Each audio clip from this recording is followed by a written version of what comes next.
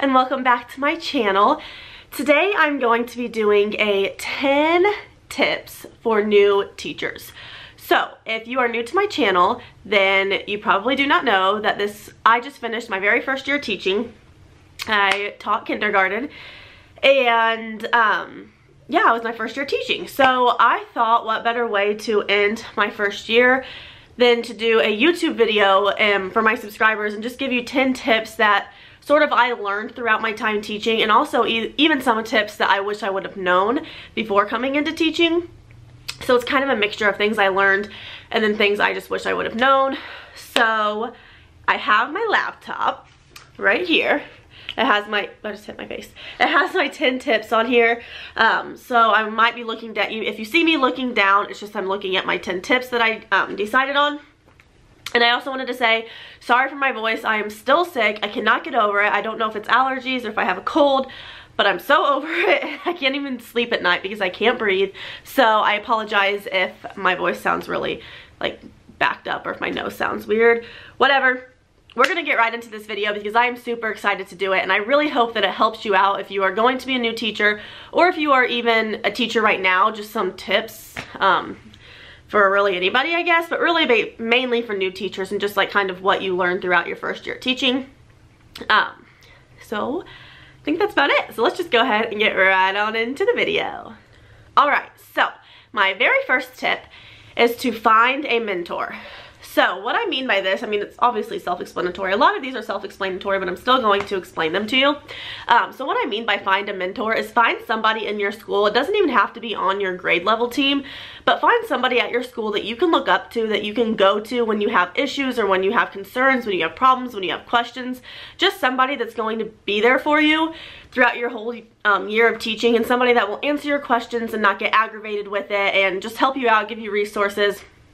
For me, I got extremely lucky, and my mentor was actually another kindergarten teacher on my team. It was actually her 20th year teaching this last year, and she is amazing. She's like the best kindergarten teacher I have ever seen. Great with the kids. I really look up to her as a teacher, and she really helped me. She gave me literally any resource I could ever imagine. We were actually room buddies, I guess, because our rooms connected and they were right next to each other. So any question I had, I literally went to her. I asked her the question. She would answer it right away. She didn't never get aggravated, or if she did, she didn't act like she did. But she was just a great mentor for me, and somebody that I really look up to still to this day, and somebody that just helped me with anything that I needed.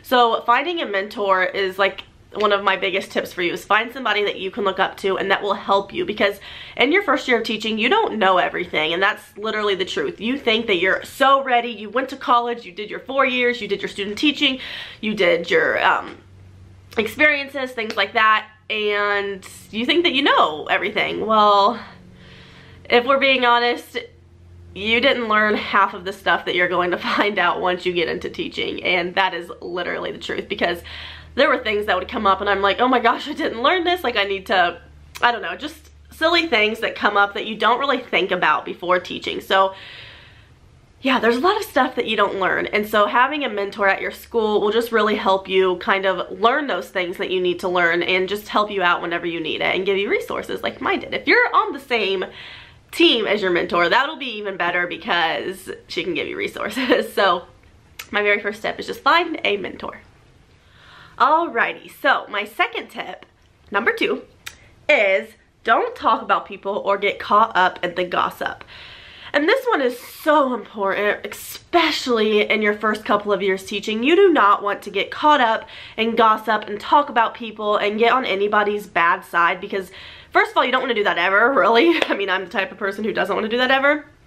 But really, in your first couple of years, especially your first year, do not talk about people. If somebody comes up to you and starts talking bad about somebody else in your school, just ignore it, or simply just walk away, or just kind of, like I said, ignore it. Because as much as you want to think that your new school and your new classroom and your new coworkers are so amazing, which they probably are so amazing, but they're still people, and you know how people are. They talk about people, they gossip, they try and switch stories up. You know how it is, and it's just like any high school, it's just like any college. There's going to be drama, there's going to be gossip, But the most important thing is to not get caught up in it, because once you get caught up into that gossip and you get on people's bad sides and they start talking about you and it gets back to the principal and it's just not good. So my biggest tip is just don't get caught up into it. And I think this tip, I heard it from Genuine Teaching, but she said, and it's so true, and so I wanted to include it in my video, but all credit goes to her. She said,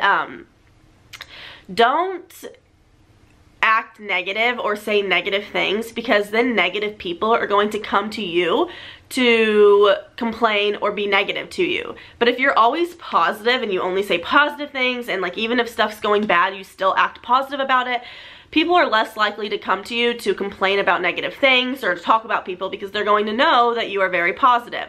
So just, again, make sure that you are not talking about people and that you're just staying away from that, because that is not something that you want to get caught up into, especially in your first year. Really ever, but especially in your first year, your first couple of years. You don't want to be known about, or you don't want to be known for talking about people or saying bad things or just being negative. You don't want to be known for that. So just make sure that you are very careful about what you say around people. And even like people might take something the wrong way. You never know. So just be very careful. And if you want to complain when you get home to your spouse or your friends or your mom or your dad or your grandma, your grandpa, whoever. Complain when you get home rather than complaining at school to people that it can get back to the wrong people, if that makes sense.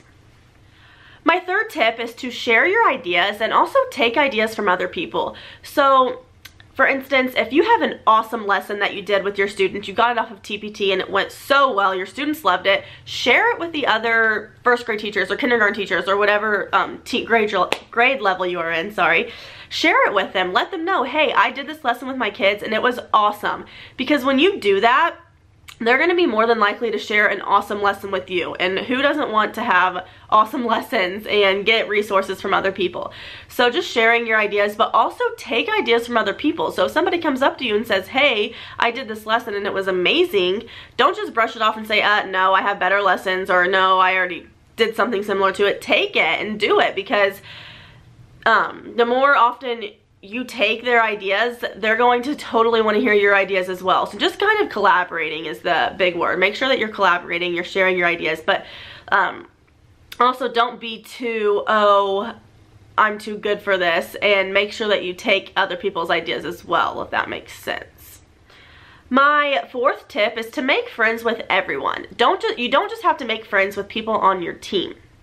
So, for instance, for me, like I felt like I could only be friends with the people on my team. I could only talk to them, but I didn't really know any other teachers or like any other staff for that matter. So I guess where this tip is coming from is just make other friends. You don't only have to be friends with people on your team. So for instance, I got actually pretty close to the school counselor. I love her to death. It was her first year too, so we kind of had that in common. And it was just really cool to get close with somebody other than people on your team, which I am close with the people on my team as well, but also just getting close to the other teachers too. You don't have to just be friends with the people on your team, because that becomes very cliquish, and again, you don't want to be a part of those cliques and that drama or the gossip. So just make sure that you are making friends with not just people from your team, but also building relationships with the other grade levels, and then even school counselor, the front office people, things like that. Tip number 5 is to watch other teachers teach if you can. So at my school we do this thing called instructional rounds, and you can sign up to go to the instructional rounds, and basically that means you get to go sit in other teachers' classrooms and observe them and just write down their ideas. And I did this 3 times, I think. 3 times. Yeah, I did this 3 times at my school. My school offers it, and I got some great ideas, honestly, from doing this. I learned a lot. I went to a 5th grade classroom, so that was really cool just to see the difference between kindergarten and 5th grade. I went to 2nd grade, 1st grade, another kindergarten classroom,